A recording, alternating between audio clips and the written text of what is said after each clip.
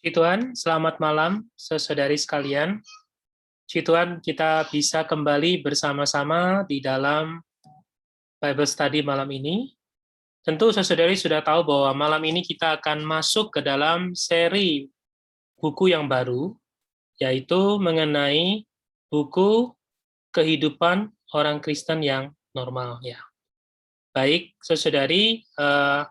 Sebelum kita mulai, saya ingin membacakan dulu terlebih mengenai buku kehidupan orang Kristen yang normal. Buku kehidupan orang Kristen yang normal itu adalah kumpulan khotbah dari saudara Watchmeni, seorang hamba Tuhan, yaitu sewaktu dia berada di London dan di beberapa kota di Eropa selama tahun 1938 sampai 1909. Kumpulan khotbah tersebut disusun menjadi satu buku oleh seorang saudara yang bernama Angus Skinner. Ya. Baru terbit beberapa tahun saja, buku ini sudah beredar ke seluruh pelosok dunia, sebanyak ratusan ribu buku, dan sudah diterbitkan dalam lebih dari 20 macam bahasa. Isi dari buku ini mencakup tahap pertama dari kehidupan orang Kristen, ya, yaitu bagaimana seseorang beroleh selamat, sampai tahap lanjutan, yaitu bagaimana ia bisa menjadi seorang pelayan yang diperkenan oleh Tuhan. Sebab itu, dari buku ini, kita pun yang percaya bisa mendapat bantuan dari buku ini. Ya. Semoga Tuhan mencurahkan berkat-Nya kepada setiap para peserta Bible Study ini, dan buku ini juga bisa menjadi saudari dapatkan atau beli di toko buku Yasmerin, baik secara online melalui Tokopedia atau dari Google Playbook, ya, atau bisa langsung ke toko buku Yasmerin. Baik, karena itu saya tidak akan lama-lama, ya, kita akan masuk ke dalam bagian yang pertama dari seri buku kehidupan orang Kristen yang normal. Malam ini kita akan bahas dengan judul Darah Kristus. Baik, tempat dan waktu saya serahkan kepada Saudara Irfan yang akan mempresentasikan topik malam ini. Puji Tuhan. Ya, baik, puji Tuhan. Suara saya terdengar, slide-nya sudah terlihat ya? Terdengar. Amin. Baik, kita berdoa terlebih dahulu ya. Mari kita berdoa.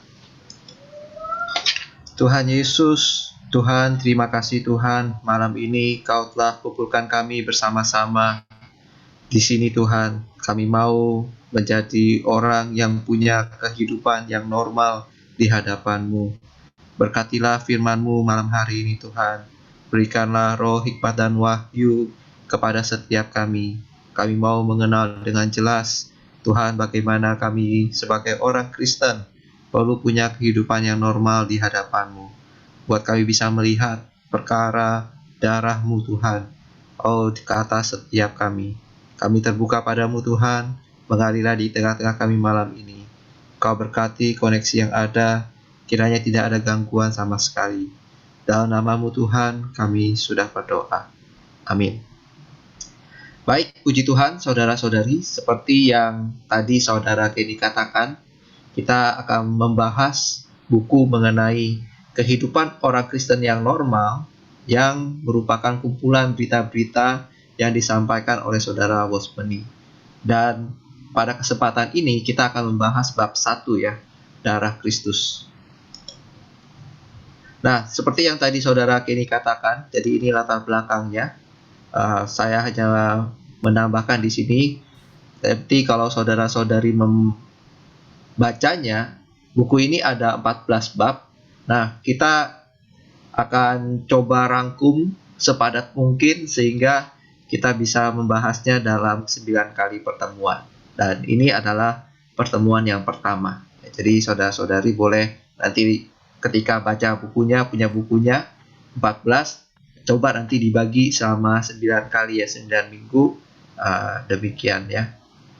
Kita berharap melalui buku ini, melalui kita sharing seperti yang tadi saudara Kenny katakan ya, kita bisa tahu ya bagaimana kita beroleh selamat dan sampai akhirnya bagaimana kita menjadi seorang pelayan yang diperkenan oleh Tuhan. Jadi kehidupan orang Kristen yang normal yang dibahas di dalam buku ini adalah kehidupan setelah kita beroleh selamat sampai nanti Tuhan datang kembali. Kiranya kita bisa setia melayani Tuhan, diperkenan oleh Tuhan.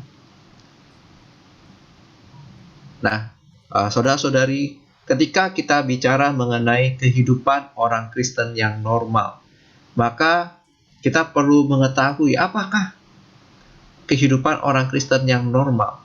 Ya. Nah, kehidupan orang Kristen yang normal, kalau nanti saudara-saudari baca di buku ini, saudara kita mengatakan kita bisa ambil dari Galatia pasal 2 ayat yang ke-20. Di sana Paulus memberitahu ya bahwa dia hidup, tetapi bukan lagi dia sendiri yang hidup, melainkan Kristus yang hidup di dalam dia, ya di dalam Paulus. Kemudian hidup yang sekarang Paulus hidupi secara jasmani adalah hidup oleh iman dalam Anak Allah yang telah mengasihi Paulus dan menyerahkan dirinya untuk Paulus. Jadi, saudara-saudari, melalui ayat ini kita mengenal ya bahwa hari ini kita sebagai orang Kristen, kehidupan orang Kristen yang normal adalah kehidupan di mana bukan kita yang hidup, tetapi Kristus yang hidup. Kehidupan yang normal bagi orang Kristen adalah kehidupan oleh iman di dalam Anak Allah yang telah mengasihinya dan menyerahkan diri untuk dirinya. Jadi hari ini kehidupan orang Kristen yang normal adalah kehidupan di mana bukan lagi dia yang hidup, tetapi Kristus. Ada kehidupan penggantiannya. Jadi saudara kita mengatakan bahwa, dan ini seturut dengan firman Tuhan ya, jadi bukan hanya sebatas berbicara, tapi melalui ayat tadi kita bisa mengetahui. Jadi kehidupan orang Kristen yang normal adalah kehidupan yang mengalami dua penggantian. Yang pertama adalah penggantian salib. Penggantian salib ini menjamin bagaimana kita sebagai orang Kristen ini diampuni oleh karena ada salib Kristus. Ya. Jadi kalau misalkan tadi saudara-saudari baca di Galatia 2 ayat 19-nya, di sana dikatakan aku telah disalibkan bersama-sama dengan Kristus. Ya. Jadi Tuhan telah tersalib bagi kita, Dia menggantikan kita, dan hari ini kehidupan kita juga sebenarnya sedang adalah kehidupan yang digantikan oleh dirinya. Nah, yang kedua adalah kehidupan orang Kristen bukan hanya kehidupan penggantian yang di luaran, tetapi penggantian juga yang di dalam, penggantian di batin. Dan penggantian yang di batin ini menjamin kemenangannya kita. Jadi saudara-saudari, kita berharap melalui saudara-saudari menikmati buku ini, kita bisa mulai punya keyakinan yang pasti terhadap keselamatan, bahwa saya ini punya jaminan saya diampuni oleh Tuhan, saya dibenarkan oleh Tuhan, ya, saya tidak lagi binasa, ya kan? Kemudian bukan hanya itu ya, sampai kekekalan, tapi bagaimana kita mengalami kemenangan hari demi hari sebagai orang Kristen. Ada penggantian di batin. Allah bekerja terus di batin kita sehingga kita benar-benar bisa menampilkan Allah di dalam kehidupan kita. Kita bisa menang atas musuh tipu dayanya. Ya, jadi Anda boleh dengan roh yang berdoa sedemikian menikmati buku yang nanti saudara-saudari baca ya. Ataupun ketika saudara-saudari melihat seminar-seminar yang ada di dalam minggu-minggu yang akan datang. Nah, saudara-saudari, hari ini kenapa kita perlu punya kehidupan orang Kristen yang normal?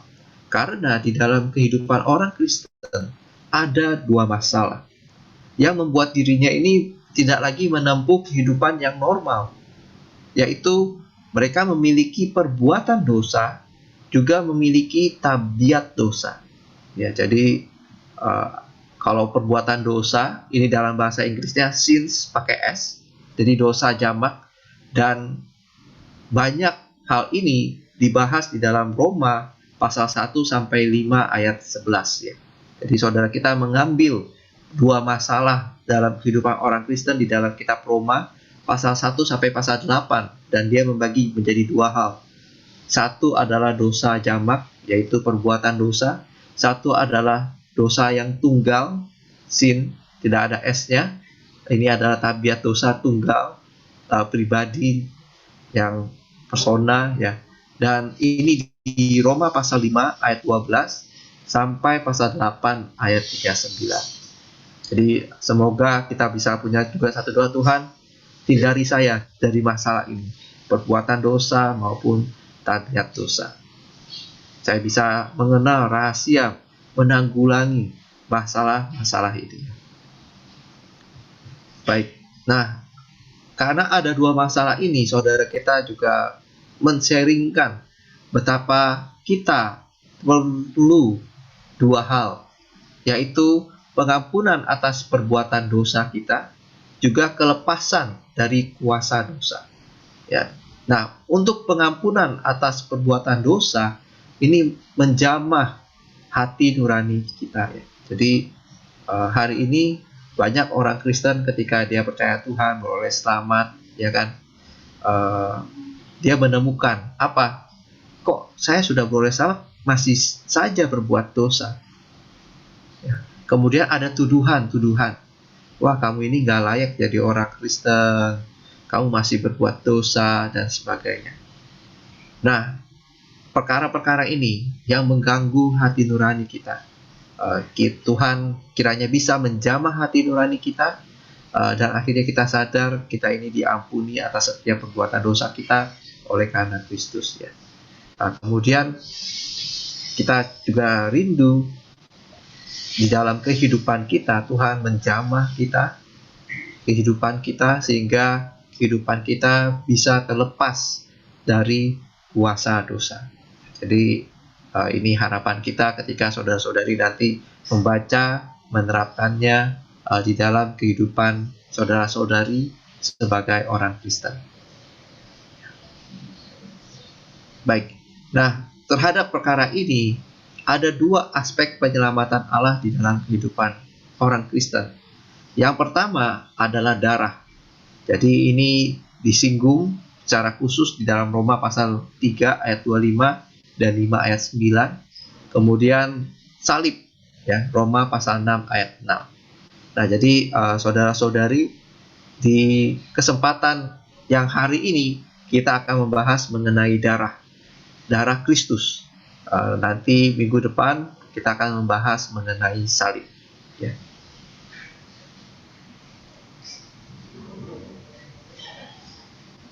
Oke, baik, sebentar, ya. Nah, kita akan bahas mengenai darah Kristus. Di Roma pasal 3 ayat 23 sampai 24, kita menemukan bahwa semua orang telah berbuat dosa, dan oleh anugerah Allah ini kita telah dibenarkan dengan cuma-cuma melalui penebusan dalam Kristus Yesus. Jadi saudara-saudari, hari ini darah tentu adalah mengacu kepada Tuhan Yesus Kristus kita. Dia mau menebus kita, dan hari ini kita yang telah berbuat dosa, oleh anugerah Allah, puji Tuhan, karena Tuhan telah mati menebus kita telah dibenarkan. Jadi saudara-saudari, Anda perlu mengenal fakta ini.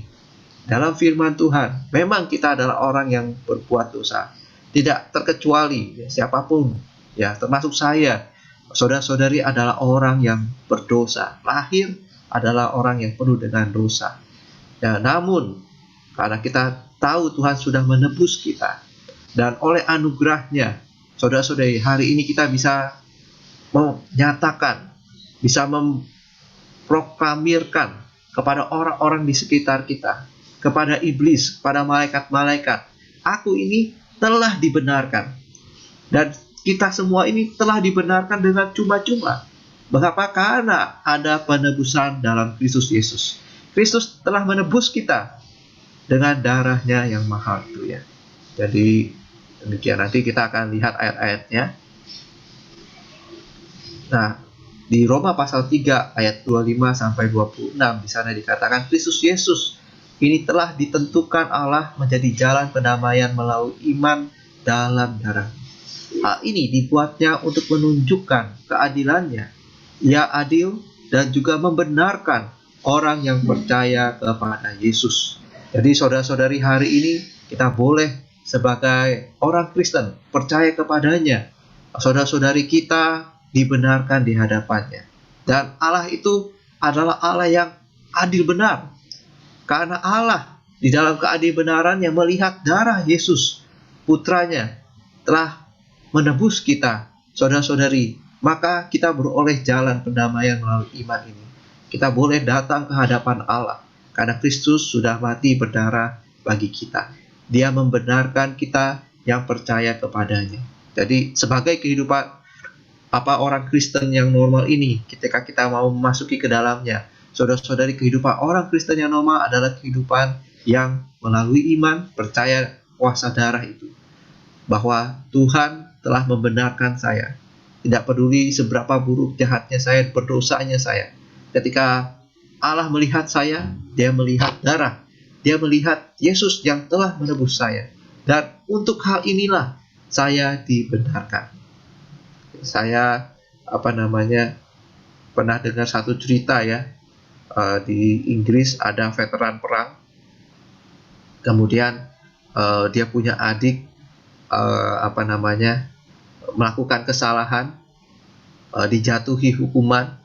Kemudian veteran perang ini menghadap kepada raja. Raja, lihatlah tangan kakiku. Ya, dia veteran perang, tangan kakinya sudah tidak ada karena berperang. Ya, tolong ingatlah jasa-jasaku, biar aku yang menggantikan adikku. Jadi ada penggantian, dan raja itu menyanggupinya, ya, menyetujuinya, karena dia benar, adil benar dan sebagainya. Lebih-lebih Allah kita, saudara-saudari, Dia sangat benar. Dia menunjukkan keadibenarannya dengan membenarkan kita, orang-orang yang percaya bahwa Yesus sudah mati menebus kita, manusia yang penuh dengan dosa.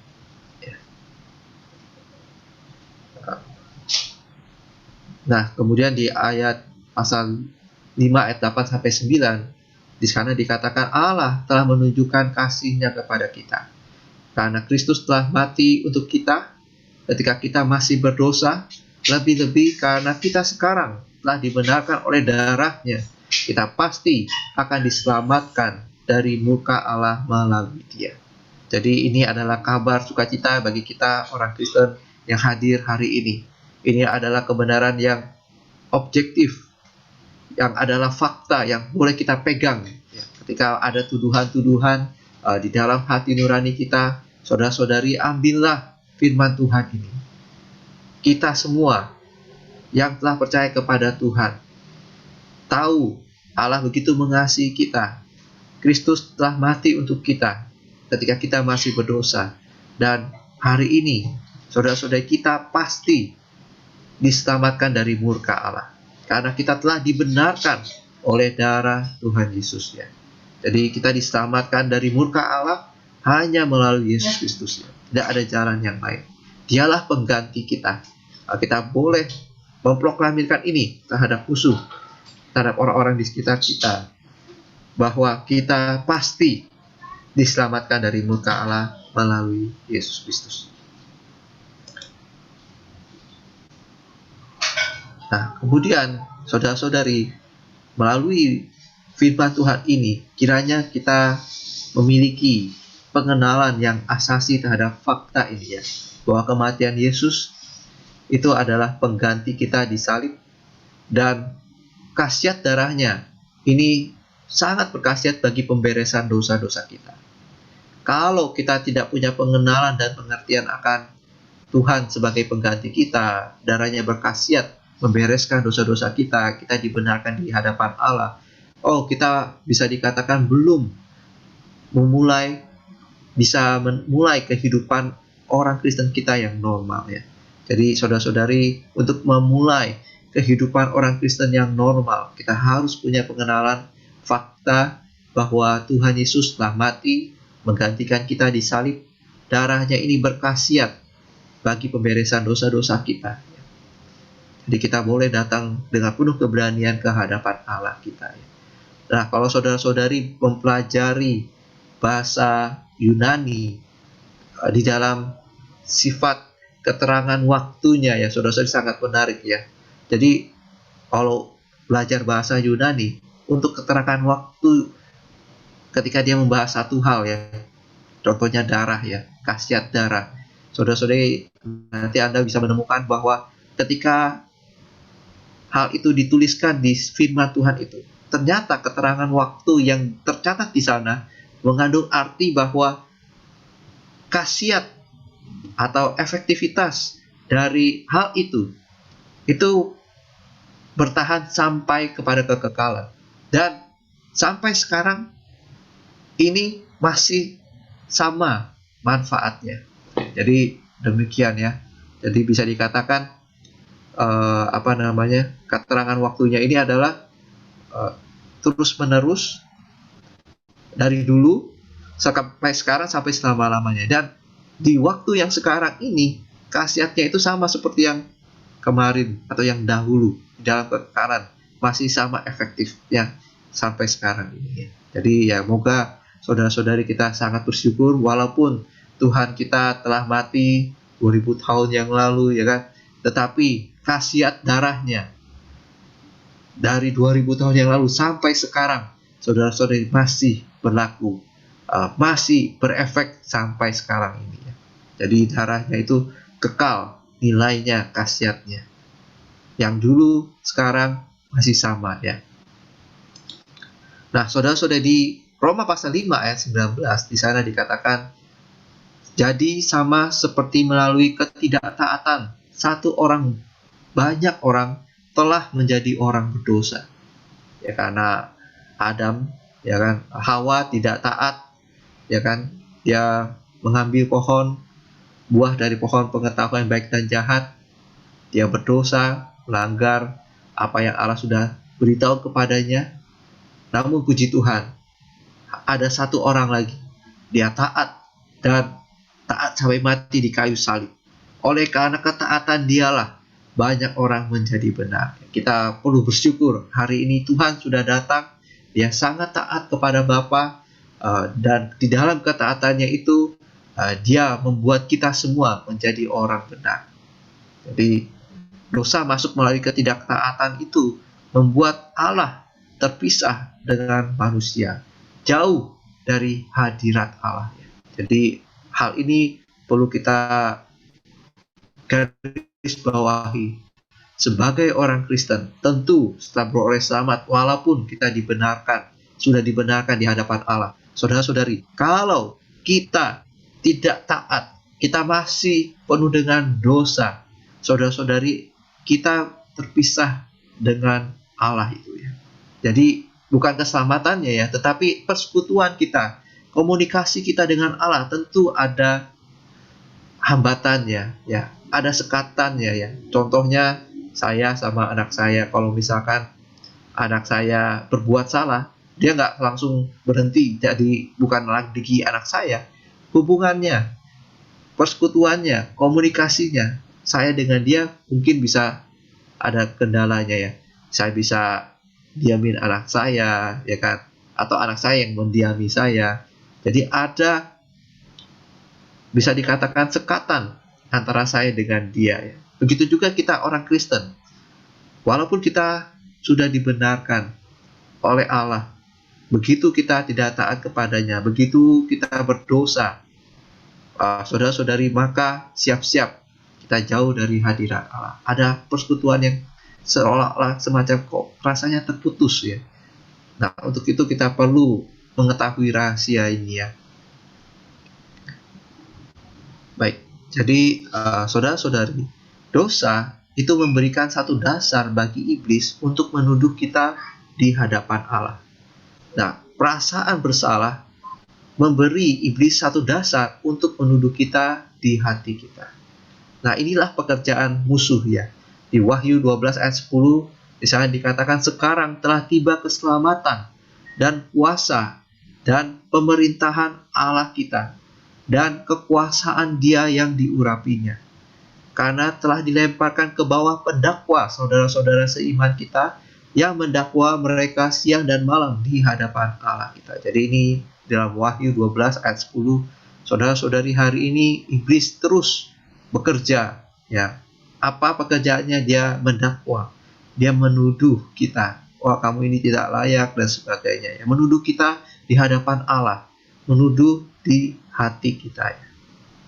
Nah, saudara-saudari, namun saudara-saudari, Roma pasal 6 ayat 6 di sana dikatakan, kita tahu manusia lama kita telah turut disalibkan, ya, supaya dosa hilang kuasanya, ya, dan kita tidak lagi menghambakan diri kepada dosa. Jadi Anda perlu mengetahui malam ini, kita telah turut disalibkan bersama-sama dengan Dia, dan tubuh dosa itu telah hilang kuasanya. Jadi kuasa dosa, tabiat dosa yang tadi, ya, sebenarnya hilang kuasanya di dalam Kristus. Dan hari ini kita tidak menghambakan lagi kepada dosa. Nah, saudara-saudari, darah Kristus adalah darah yang mampu dan berhasil untuk membereskan 3 hal. Pertama adalah persoalan dosa. Ini membereskan hubungan kita terhadap Allah. Jadi persoalan dosa ini erat kaitannya dengan Allah. Lalu kemudian perasaan bersalah terhadap manusia dan dakwaan iblis terhadap iblis itu sendiri, ya. Jadi semoga saudara-saudari melalui berita ini kita bisa terus maju. Kita mau menggunakan nilai darah ini. Kita mau menerapkan darah ini untuk membereskan persoalan dosa kita di hadapan Allah, perasaan bersalah kita di hadapan manusia, juga dakwaan iblis terhadap kita, ya.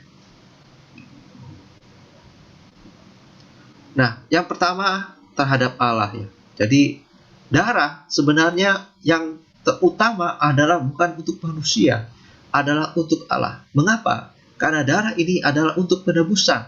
Dia membereskan kedudukan kita di hadapan Allah. Jadi di Ibrani pasal 9 ayat 11 sampai 12, karena panjang, ya, saya singkat. Di sini dikatakan Kristus telah datang sebagai imam besar kita. Jadi kalau di dalam perjanjian lama, orang Israel berbuat dosa, dia harus datang kepada imam besar. Untuk apa? Untuk mempersembahkan kurban, ya. Kurban itu diambil, disembelih, diambil darahnya, kemudian imam besar itu sendiri pun harus dipercikkan darah, ya, kupingnya, kemudian tangannya, kakinya, ya kan. Jadi artinya pendengarannya, apa yang dia kerjakan, dia lakukan, ya kan, selalu ada darah Tuhan. Dan hari ini Kristuslah imam besar kita, dan yang dia bawa bukanlah kurban-kurban seperti binatang-binatang itu yang luaran, ya. Tetapi saudara-saudari, Tuhan membawa darahnya sendiri. Dan untuk itu dia membeli kita, dan hari ini kedudukan kita di hadapan Allah tidak lagi ada sekatan, karena ada darah itu, ya. Jadi saudara-saudari, di ayat selanjutnya dikatakan, kamu tahu, kamu telah ditebus dari cara hidupmu yang sia-sia, yang kamu warisi dari nenek moyangmu, bukan dengan barang yang fana, bukan pula dengan perak atau emas, melainkan dengan darah yang mahal, yaitu darah Kristus, yang sama seperti darah anak domba, yang tidak bernoda dan tidak bercacat. Jadi saudara-saudari, hari ini kita boleh bersyukur, darah Kristus, darah yang sangat mahal, sangat mustika. Dia tidak bernoda, dia tidak bercacat, dan melalui darahnya ini kita ditebus dari cara hidup kita yang sia-sia. Kita memperoleh pengharapan, ya. Hidup kita ini bukanlah hidup yang sia-sia lagi, tetapi hidup kita adalah hidup yang penuh dengan makna, yang ada artinya, ya, yang mulia. Nah, ini boleh kita syukuri, ya. Nah, saudara-saudari, di dalam darah Alkitab memberitahu bahwa tentu ada hayat, ada kehidupan di sana, dan darah itu harus dicurahkan bagi kita dan dosa-dosa kita. Nah, darah Kristus, saudara-saudari, sepenuhnya memuaskan Allah. Dan karena Allah kita adalah Allah yang kudus dan adil benar, Dia menuntut kita manusia menerima kehidupan atau hayat yang tanpa dosa ini. Jadi hari demi hari, saudara-saudara kita perlu menerapkan puasa darah di atas kehidupan kita hari demi hari ya. Nanti saudara-saudari boleh baca di dalam kitab 1 Yohanes ya. Sebenarnya itu memberitahu siklus kita, atau bisa dikatakan ada siklus hayat kehidupan dari orang Kristen ya. Bagaimana dia bisa memperoleh hayat lagi dan lagi? Yang pertama, dia perlu ada persekutuan. Begitu ada persekutuan, maka ada terang yang menerangi. Wah, mengekspos betapa berdosanya kita dan sebagainya. Dan ketika ada terang itu yang ekspos kita, kita menerapkan darah. Begitu kita bertobat, kita mengakui kita berdosa dan sebagainya. Oh, saudara-saudari, hayat Allah mengalir. Dan akhirnya kita punya kekuatan untuk menanggulangi dosa itu dan punya kehidupan yang penuh dengan kemenangan.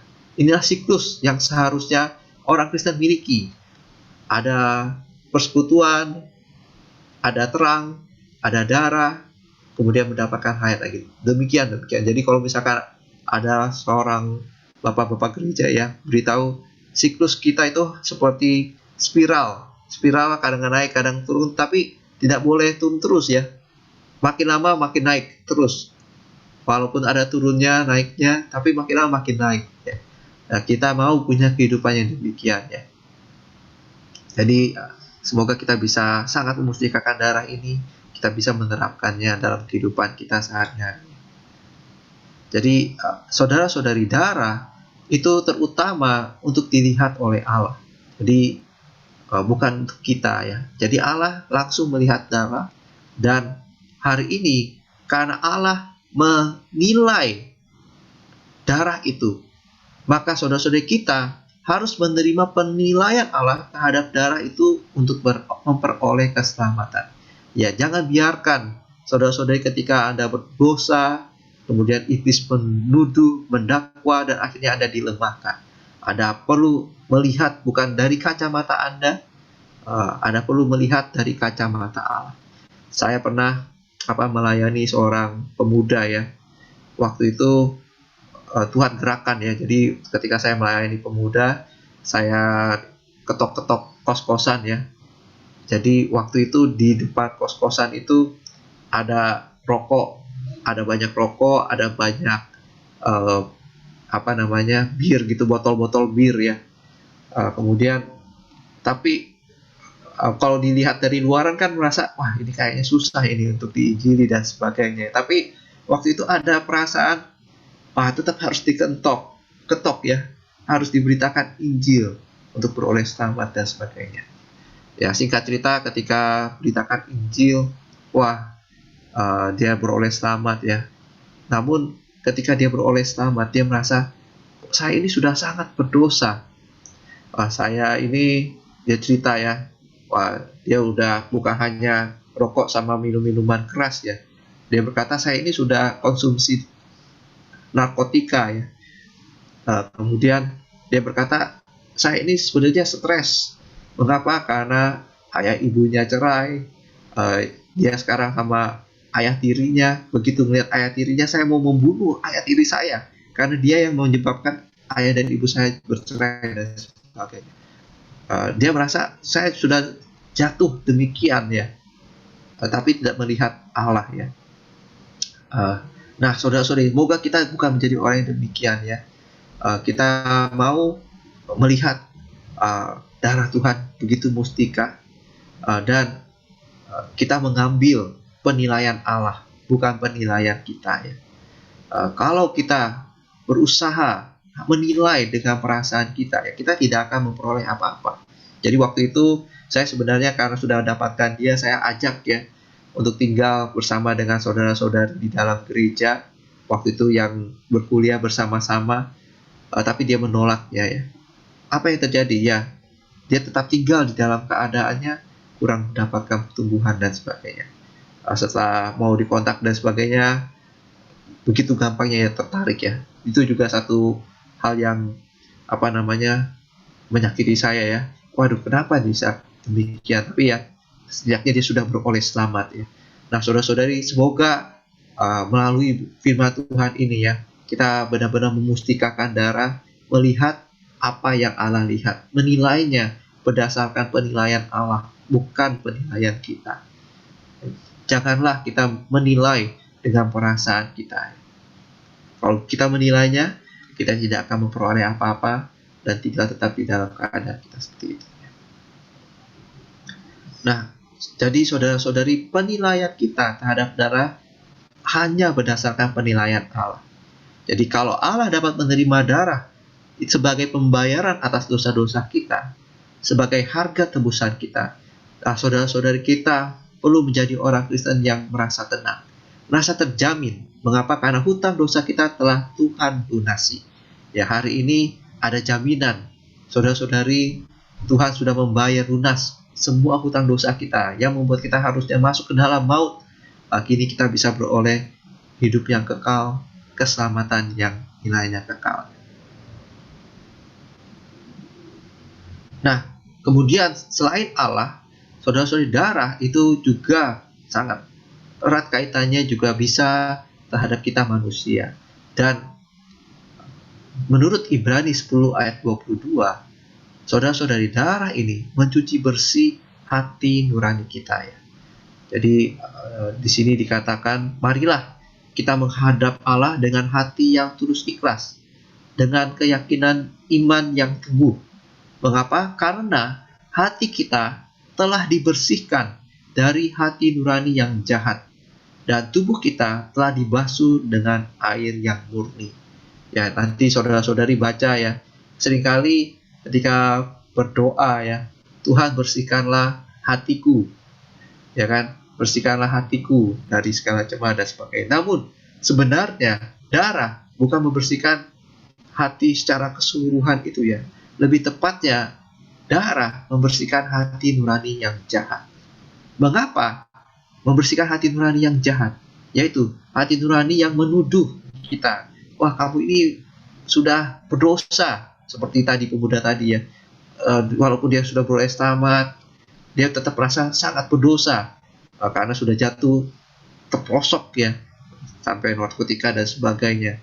Dari jatuh ke dalam perasaan, hati nuraninya dituduh penuh dengan kejahatan, tidak punya iman terhadap darah Tuhan yang mampu membersihkan, terhadap kasih Allah yang membenarkan kita dan sebagainya. Jadi saudara-saudari, semoga hati nurani kita yang jahat ini bisa dibersihkan oleh darah Tuhan.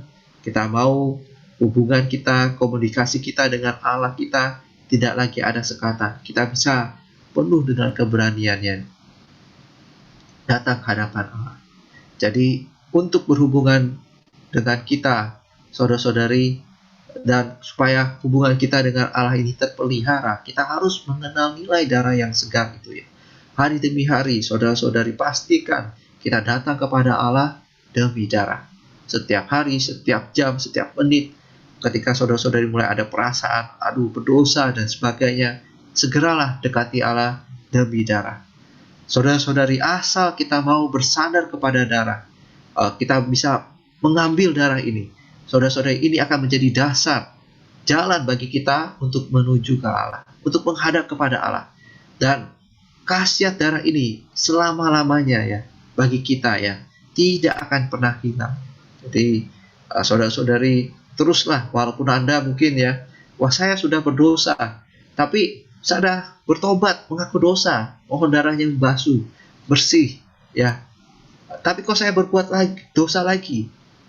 Tidak apa-apa, terus menerus saudara-saudari, Anda punya keyakinan hari ini mungkin derajatnya bisa, karena Anda punya pengakuan dosa yang tuntas dan sebagainya, Tuhan akan membuat Anda melampaui itu ya. Mungkin bisa dikatakan ibarat ya, kita banyak suka marah-marah, karakter kita marah-marah. Seminggu itu setiap hari penuh dengan marah-marah. Namun begitu Anda marah, Anda mengakui, Tuhan aku penuh dengan temperamen, berdasarkan darah lagi, ampuni segala macam. Nah, saudara-saudari, ketika Anda mengalami ini, hayat Allah mengalir, ya mungkin ya bisa berkurang. Mungkin seminggu 7 hari, 7 kali Anda bisa marah-marah karena Anda punya pertobatan, jadinya 6 hari. Ya, lama-lama makin singkat dan akhirnya makin menang. Moga ini menjadi sasaran kita, kemudian iman kita, dan menjadi pengalaman kita ya. Tuhan membuat saya bisa menang atas hal itu ya. Jadi demikian. Nah, saudara-saudari, puji Tuhan ya, Alkitab mewahyukan kepada kita, darah adalah kita bisa menghampiri Allah. Bukan saja di awal kita peroleh selamat, tetapi dalam kehidupan sehari-hari kita, darah itulah yang membuat kita bisa menghampiri Allah. Jadi Efesus 2 ayat 13, ini adalah tahap awal. Jadi darah Kristus berkhasiat, dulu kita jauh dari Allah, namun kini kita dekat oleh darah Kristus. Ya. Kita peroleh selamat, kita mengambil Tuhan sebagai juru selamat kita. Dia berdarah bagi kita dan kini kita bisa dekat dengan Allah. Ini hanya di tahap awal. Tapi dalam kehidupan sehari-hari, Ibrani juga memberitahu kita penuh keberanian bisa dapat masuk ke dalam tempat kudus, atau dalam bahasa aslinya tempat Maha Kudus ya, oleh darah Yesus. Jadi hari demi hari kita tetap perlu darah ini untuk menghampiri Allah kita dengan penuh keberanian, menjamah tahta kasih karunia-Nya, masuk ke dalam ruang Maha Kudusnya. Nah, kemudian saudara-saudari, terhadap iblis, puji Tuhan ya, darah mengalahkan dakwaan si iblis. Ya, tadi kita sudah baca ya, pendakwa itu si iblis, dia mendakwa siang dan malam. Namun saudara-saudari, para pemenang dalam kitab Wahyu memberitahu, mereka ini, para pemenang ini, mengalahkan dakwaan si musuh oleh darah anak domba dan oleh perkataan kesaksian mereka. Jadi saudara-saudari, hari ini kalau kita mau menang atas dakwaan si musuh, terapkanlah darahnya. Anda boleh berkata kepada si musuh, darah Tuhan telah tercurah bagi saya. Segala tuduhanmu ini memberi saya kesempatan mengakuinya di hadapan Allah, dan membuat Allah bisa membersihkan, membereskannya. Dan saya penuh keberanian hari ini datang ke hadapan Allah, juga bisa kelak memerangi si musuh itu ya.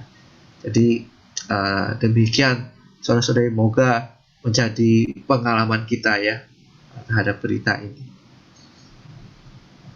Nah, saudara-saudari, 1 Yohanes 1 ayat 9 memberitahu ya, jika kita mengaku dosa kita, saudara-saudari, Ia setia dan adil.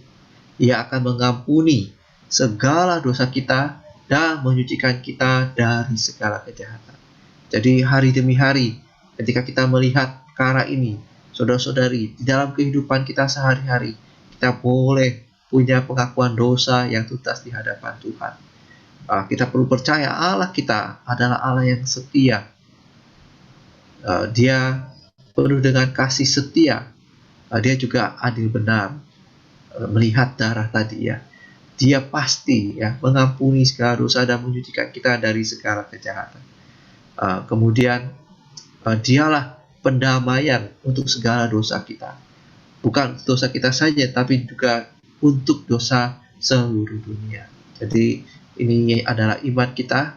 Saudara-saudari, kita boleh terus datang kepadanya, mengakui dosa kita di hadapannya, dan kita mau mengalami Dia sebagai pendamai kita untuk segala dosa kita. Kita mau beritahu kepada orang-orang di sekitar kita, Tuhan mau mendamaikan mereka yang ada di dalam dosa. Nah, saudara-saudari, puji Tuhan ya. Ini ayat yang terakhir, Roma 8 ayat 33 sampai 34. Di sini memberitahu siapakah yang akan menggugat orang-orang pilihan Allah. Allah yang membenarkan mereka. Siapakah yang akan menghukum mereka? Kristus Yesus yang telah mati, bahkan lebih lagi yang telah bangkit, yang juga duduk di sebelah kanan Allah, yang malah menjadi pembela bagi kita. Jadi saudara-saudari, melalui melihat darah Kristus ini, saudara-saudari, ketika ada yang menggugat, ketika si musuh mulai mendakwa, memberikan perasaan hati nurani yang tertuduh, yang merasa, oh saya tidak layak datang kepada Tuhan, saya tidak layak melayani, dan sebagainya. Saudara-saudari, Anda boleh berkata, kalau Allah membenarkan, siapa yang akan menggugatnya? Siapa yang akan menghukum saya? Kalau Allah sudah membenarkan saya, ya, hakim yang adil, yang setia, yang patut, yang layak menghakimi kita ya hanya Allah itu ya. Uh, uh, jadi tidak lagi ada ya sebenarnya umat bagi kita yang percaya ya di dalam Kristus. Kemudian Kristus Yesus itu mati dan bangkit, dan dia hari ini menjadi pembela bagi kita. Dia berdoa syafaat bagi kita, dia terus membela kasus-kasus kita di hadapan Allah, di hadapan Allah ya. Jadi hari demi hari semoga ini menjadi iman kita. Kita benar-benar percaya, kita benar-benar yakin Tuhan berdaulat atas hidup kita, dan saudara-saudari kita boleh menerapkan ini dalam kehidupan kita sehari-hari. Oke, baik, mari saudara-saudari kita berdoa ya. Tuhan Yesus, terima kasih Tuhan, untuk malam hari ini kami sungguh berserah kepadamu. Berkati setiap kami yang ada di sini. Kau jadikan kami orang-orang Kristen yang punya kehidupan yang normal di hadapan-Mu. Tuhan, bahwa kami bisa melihat darah-Mu yang adil, yang mustika bagi setiap kami. Oh, Kau telah membeli kami dengan darah-Mu yang mahal. Tuhan, kami bersyukur oleh karena darah Tuhan kami bisa dibenarkan. Kini kami hari demi hari juga bisa menang atas tuduhan dari si musuh, si pendakwa, si iblis itu. Berkati kami semua yang ada di sini Tuhan. Kami mau menerapkan kuasa darah dalam kehidupan kami. Sehingga persekutuan kami dengan Dikau tidak lagi ada halangan atau sekatan terhadap manusia maupun terhadap iblis. Kami juga bisa menang. Tuhan Yesus sertai kami semua yang ada di sini. Sungguh di dalam nama-Mu Tuhan kami berdoa. Amin. Baik, saudara-saudari, sekian saya serahkan kepada bos.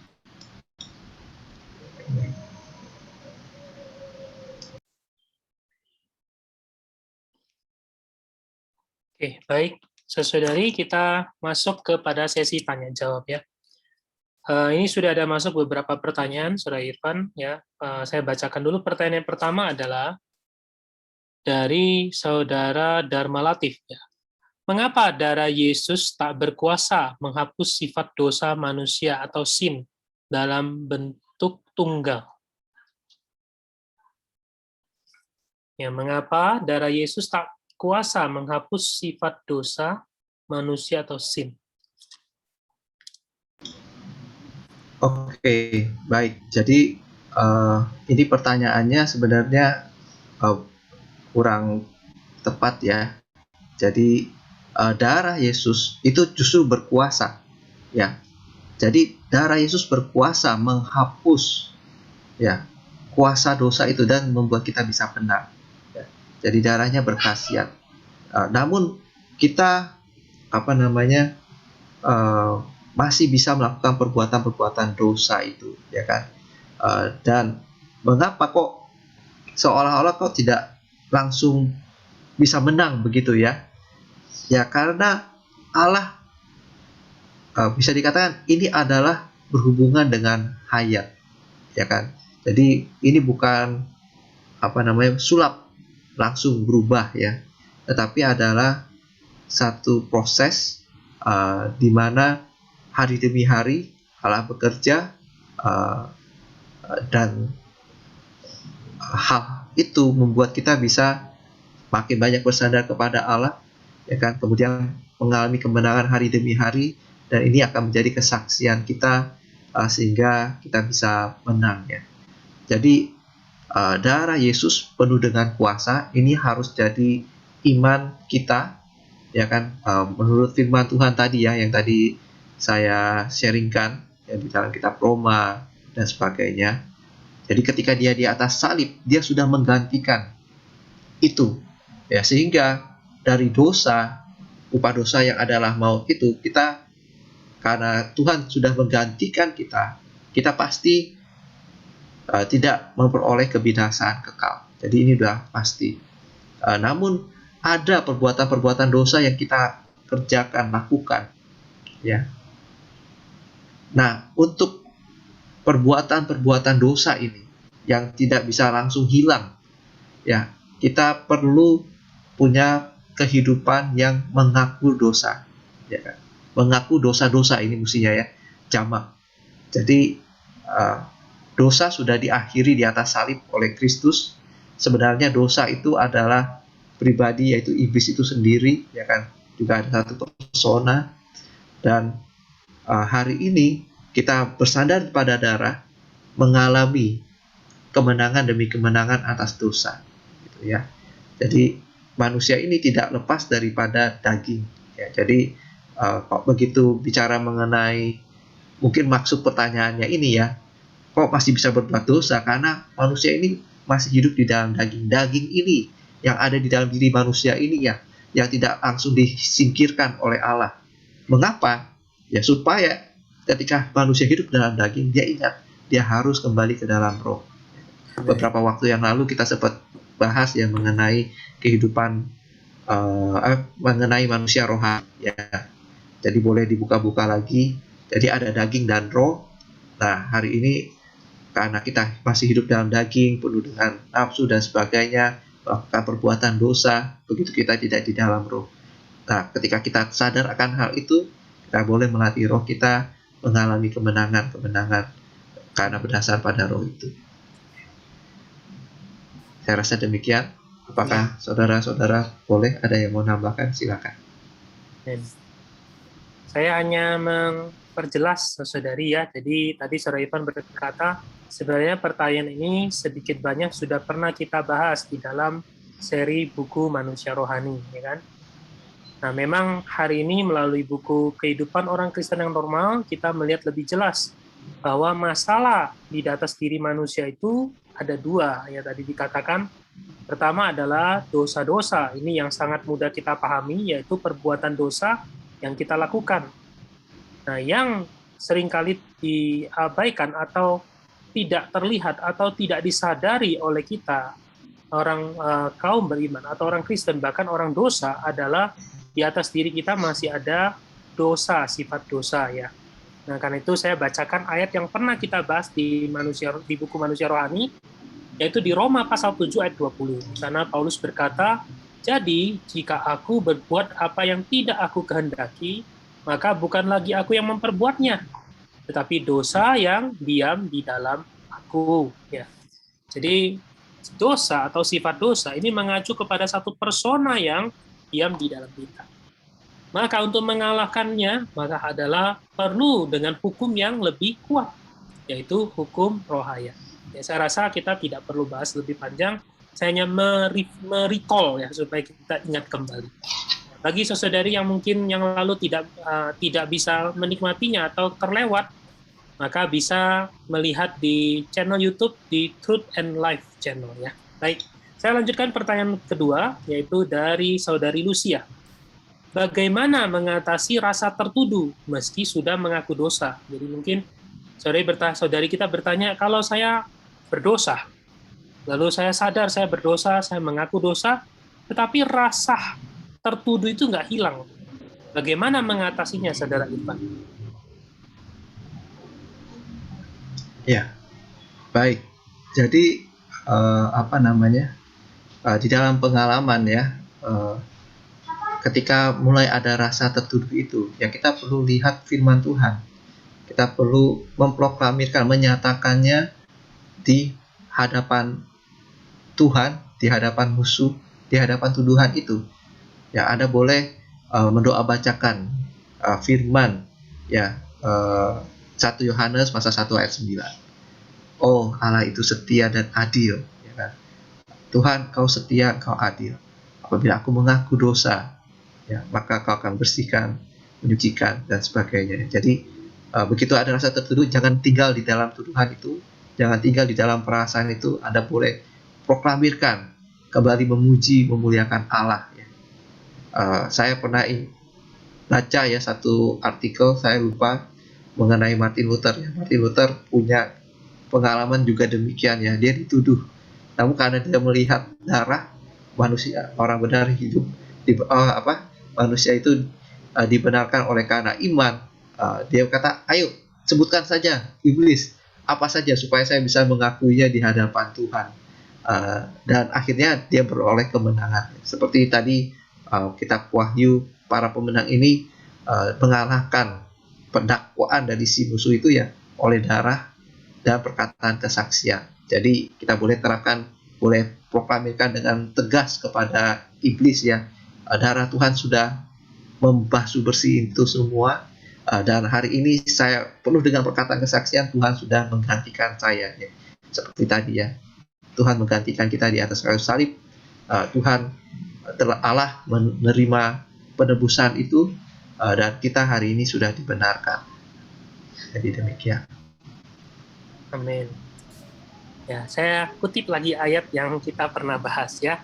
Di dalam 2 Korintus pasal 5 ayat 7, selesai dikatakan bahwa sebab hidup kami adalah hidup karena percaya, bukan karena melihat. Artinya, ketika firman Tuhan berkata bahwa jika kita mengaku dosa, maka Dia, Tuhan adalah yang adil, Dia akan mengampuni segala dosa kita. Saudari, maka hati kita tidak boleh diganggu oleh apa yang dirasakan oleh kita. Karena kita hidup karena percaya. Jadi, secara sederhananya, ya, pertama adalah ketika kita merasa berdosa, maka ketika Tuhan menerangi kita, maka kita perlu mengaku dosa. Mengakulah dengan sungguh-sungguh. Mengakulah dengan meneteskan air mata. Mengakulah dengan pertobatan yang semutlak-mutlak. Lalu kita perlu menerapkan darah Tuhan, ya, dan kita perlu bersorak-sorai karena darah Tuhan sudah menghapus segala dosa kita. Nah, setelah itu jika ada tuduhan, maka kita harus mengklaim. Kita bukan lagi mengaku dosa lagi, tapi kita harus mengklaim dengan firman kesaksian. Tadi saya rasa Saudara Ivan ada membaca di dalam kitab Wahyu, ya kan? Kita perlu mengklaim dengan kuat. Karena itu apa? Yang kedua itu adalah dari musuh Allah. Ingin menjatuhkan kita. Saya rasa demikian cukup jelas ya. Pertanyaan berikutnya adalah, ada yang mengatakan penyaliban Tuhan sudah terjadi sebelum dunia dijadikan. Maksudnya apa ya? Oke. Saya rasa pertanyaan ini saya tangguhkan dulu, karena minggu depan kita akan bahas mengenai salib Kristus. Jadi saya rasa pertanyaan ini nanti kita tangguhkan minggu depan, ya. Karena itu Saudara Dharma Latif, jangan lupa minggu depan tetap harus hadir, dan boleh tanyakan pertanyaan ini, ya. Baik. Sekarang pertanyaan berikutnya adalah dari Saudara Jeffrey Sutanto dari Surabaya. Ini langsung tanya kepada Saudara Irfan. Katakan, khasiat darah Tuhan adalah berlaku sekali untuk selamanya. Ada seseorang yang sudah dibaptis. Sekarang dia adalah penghujat nama Tuhan. Pertanyaan saya, apakah orang tersebut adalah anak damai atau bukan?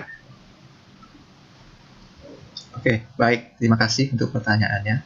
Jadi, untuk menetapkan orang ini anak damai atau tidak, tentu saya tidak bisa ya memberitahu ya, karena hanya Allah yang tahu hati manusia ya. Namun saya banyak sekali memang mendengar ya, ada orang yang sudah menjadi orang Kristen, kemudian pindah agama, kemudian dulunya kayaknya mengasihi Tuhan dan sebagainya, kok sekarang bisa menghujat nama Tuhan. Mengapa hal ini bisa terjadi? Ya, saya yakin karena pengenalannya, keselamatan, iman yang dia miliki masih mungkin belum jelas ya.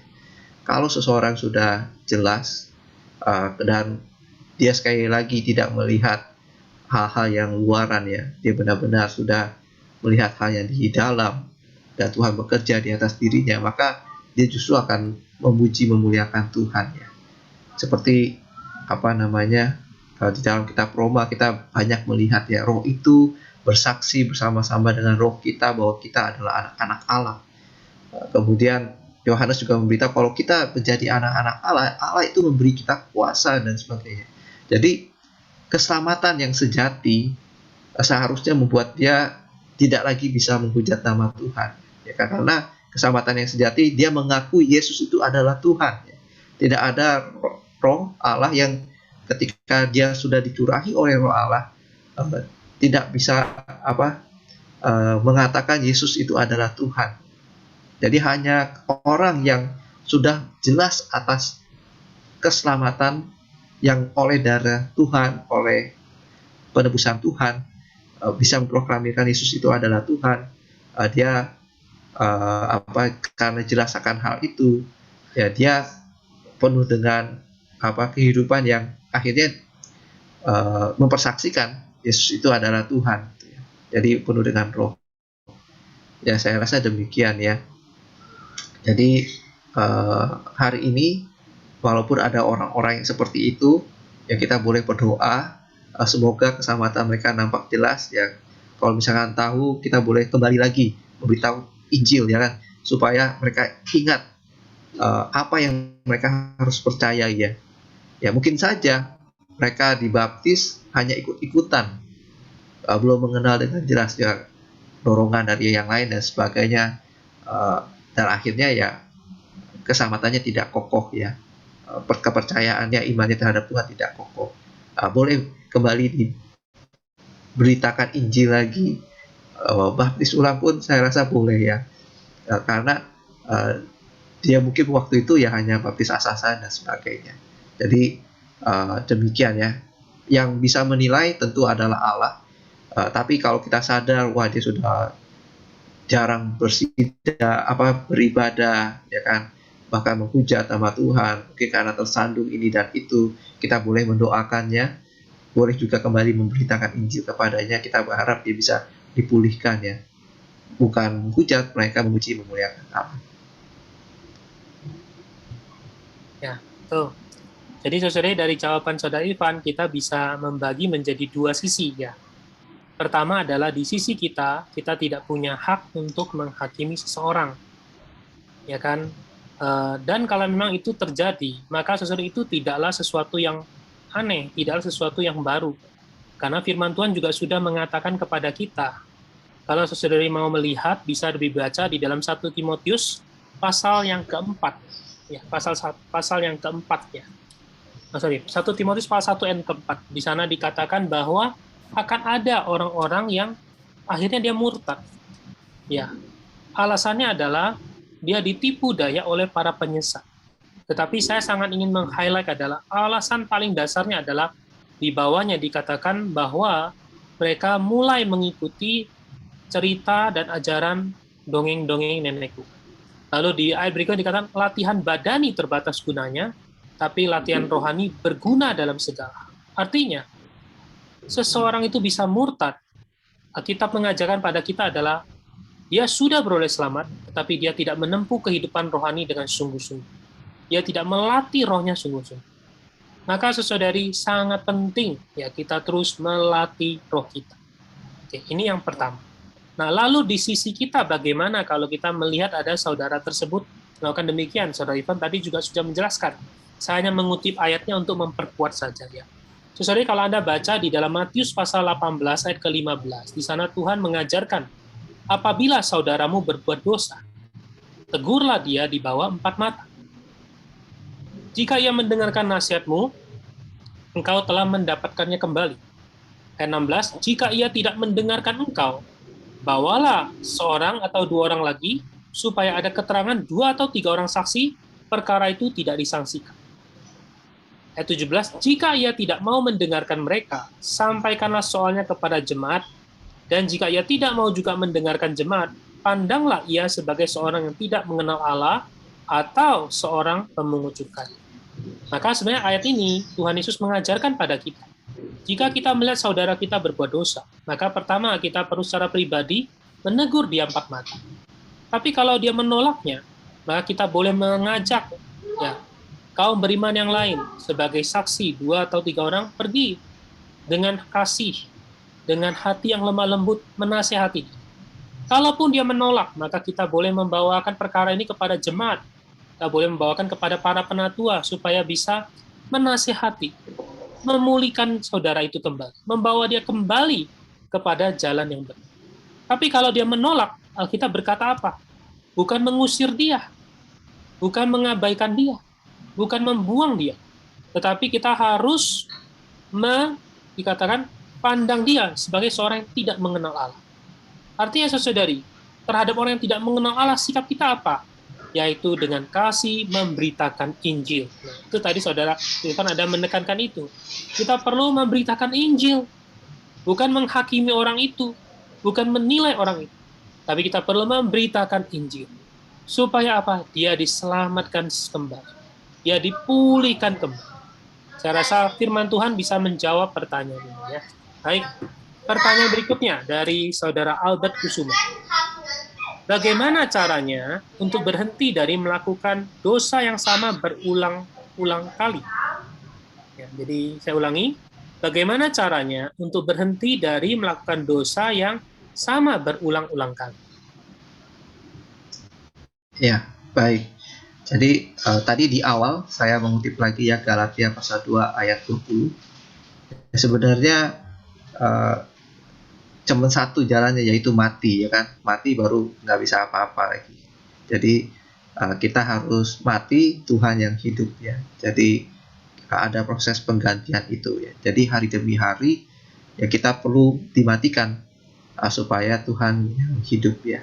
Jadi cara untuk berhenti yaitu kita hidup oleh iman dalam darah anaknya, ya, yang mengasihi, berkorban bagi kita, ya kan? Kita boleh terapkan ini, ya, bukan lagi aku sendiri yang hidup, tapi Kristus yang hidup di dalam aku, ya. Jadi izinkan Tuhan terus hidup di dalam hidup kita.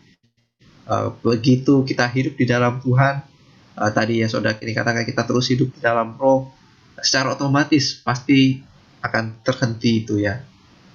Demikian. Baik, saya rasa sesudah kita cukup jelas, ya. Tuhan sendiri juga pernah berkata kepada perempuan yang kedapatan berzina. Tuhan berkata ketika Tuhan mengampuni dia, Tuhan berkata, pergilah dan jangan berbuat dosa lagi. Saya rasa waktu saya membaca kisah itu, kalau saya menempatkan diri saya sebagai perempuan itu, saya pasti akan berkata, wah, saya ini sudah bertahun-tahun hidup di dalam dosa perzinahan. Ya, gaya hidup saya seperti itu. Bagaimana Tuhan bisa berkata pergi dan jangan berbuat dosa lagi? Saudari, bukan dengan kekuatan kita, tetapi adalah dengan hayat Allah yang benar. Nah, nanti ini juga kita akan bahas di pertemuan berikutnya mengenai kemenangan orang Kristen, ya. Sederhananya adalah apa, saudari? Darah Tuhan berkhasiat. Darah Tuhan mengampuni segala dosa kita. Ya, saudari, karena itu setiap kali kita berbuat dosa, maka yang harus kita lakukan adalah apa? Segera bertobat. Segera mengaku dosa. Segera meminta darah Tuhan membasuh, menyucikan hati nurani. Maka kita seperti orang yang kembali pada trek perjalanan hidup orang Kristen. Kita bisa perlahan-lahan menempuh kehidupan orang Kristen yang baru. Saya sangat menyukai, ya, dalam buku ini dimulai dengan darah Kristus. Kenapa, saudari? Karena memang kita orang dosa. Ya, kita ini bagaimana kita bisa menempuh kehidupan orang Kristen yang normal? Kunci pertama adalah darah Kristus. Oh, kita pasti jatuh, tetapi ada darah Kristus memulihkan kita kembali. Sehingga apa? Kita baru bisa berjalan, makin jalan, makin pada jalan rembang pengharapan. Si Tuhan, sudah tidak ada pertanyaan. Mungkin saya izin, ya, saya cerita apa yang berkesan kepada saya mengenai darah Kristus. Ya, moga ini bisa saya kasih sedikit ilustrasi. Moga bisa memberikan kita satu pemahaman yang jelas. Oke. Saya matikan dulu virtual background-nya. Saudari, tadi Saudara Irfan ada mengutip satu ayat di dalam 1 Yohanes pasal 1 ayat 9. Mungkin saya boleh minta Saudara Irfan bantu bacakan. Oke. 1 Yohanes pasal 1 ayat yang ke-9, ya. Jika kita mengaku dosa kita, maka Ia setia dan adil, sehingga Ia akan mengampuni segala dosa kita dan menyucikan kita dari segala kejahatan. Amin. Saudari, ayat ini berkata Tuhan akan menyucikan kita dari segala dosa kita. Saudari, kata segala ini di dalam bahasa aslinya adalah mencakup waktu yang lalu, sekarang, dan yang akan datang. Saudari, anggaplah ini adalah sebuah garis waktu. Kita mungkin berbuat dosa yang lalu, 10 tahun yang lalu, 20 tahun yang lalu. Kita juga berbuat dosa, mungkin adalah 5 tahun yang lalu. Kita juga berbuat dosa 1 tahun yang lalu. Kita juga berbuat dosa setengah tahun yang lalu. Kita juga berbuat dosa 3 bulan yang lalu. Kita juga berbuat dosa bulan lalu. Kita juga berbuat dosa minggu lalu. Kita juga berbuat dosa kemarin. Kita juga berbuat dosa 1 jam yang lalu. Lalu saudari, kita juga mungkin bisa berbuat dosa barusan sekarang. Mungkin kita lagi mendengar seminar, kita pikirannya sudah ngalor ngidur kemana? Berbuat dosa. Ya kan? Berbuat dosa. Firman Tuhan berkata, janganlah menjauhkan diri dari pertemuan ibadah. Seringkali kita ibadah, tapi hati kita menjauhi pertemuan ibadah. Kita berbuat dosa sedang-sedang. Lalu bagaimana besok? Besok juga kita berbuat dosa. Ya, lusa juga kita berbuat dosa. Minggu depan juga kita mungkin masih bisa berbuat dosa. Bulan depan juga mungkin masih berbuat dosa. Sampai seterusnya. Saudari, pemahaman kita adalah darah Tuhan hanya menghapus dosa kita yang lalu. Atau kita mungkin punya pemahaman lebih baju, dosa Tuhan menghapus dosa kita yang sekarang dan yang lalu. Tetapi 1 Yohanes pasal 1 ayat 9 berkata, Dia menyucikan kita dari segala dosa. Segala dosa. Dia tidak hanya menutupi, bahkan dia menghapus segala, dia forgive and forget. Tuhan menghapus, tetapi syaratnya adalah apa? Kita bisa mengalami ini adalah melalui kita mengaku dosa kita. Ya, saya paling ingat waktu saya remaja, saya diberikan ilustrasi ini. Ini sangat membantu pengenalan penghidupan rohani saya sebagai orang Kristen. Haleluya, kita punya darah Kristus yang ajaib. Ya, puji Tuhan, semoga melalui seri hari ini, kita dibawa kepada pengenalan yang lebih dalam, lebih tinggi, lebih manis akan darah Tuhan. Puji Tuhan, ini mungkin sharing saya sedikit dari berita yang saya dengar hari ini. Amin.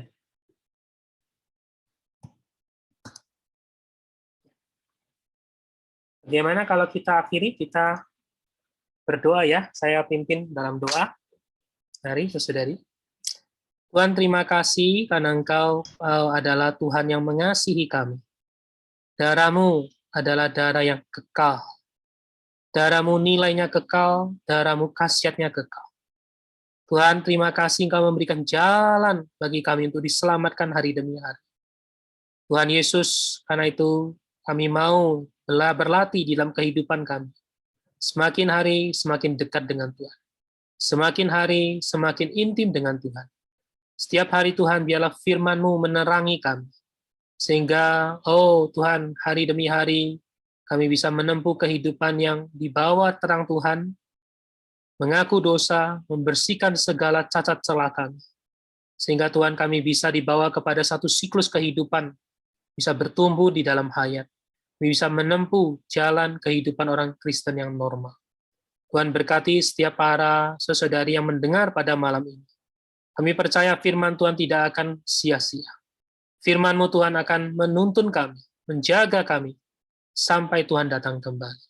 Karena itu kami berdoa, segala hormat, mulia, hanya bagi nama Tuhan kita. Amin. Puji Tuhan. Baik, saudari, demikianlah seminar kita malam ini ya. Semoga kita dibawa minggu ini perlahan-lahan masuk ke dalam penghidupan orang Kristen yang normal ya. Baik, kita mungkin bisa buka mic kita bisa berkata haleluya atas darah Tuhan. Amin. Haleluya atas darah Tuhan. Oke, kayaknya belum di-unmute nih ya. Sekali lagi ya. Oke, sekarang boleh semua. Tuhan, 1, 2, 3, kita angkat tangan. Haleluya. Ya, atas darah Tuhan yang Tuhan. Darah kekal. Tuhan. Amin. Haleluya. Amin. Terima kasih. Terima kasih, saudara. Sama-sama. Amin. Selamat malam. Amin. Terima kasih, saudara. Sama-sama.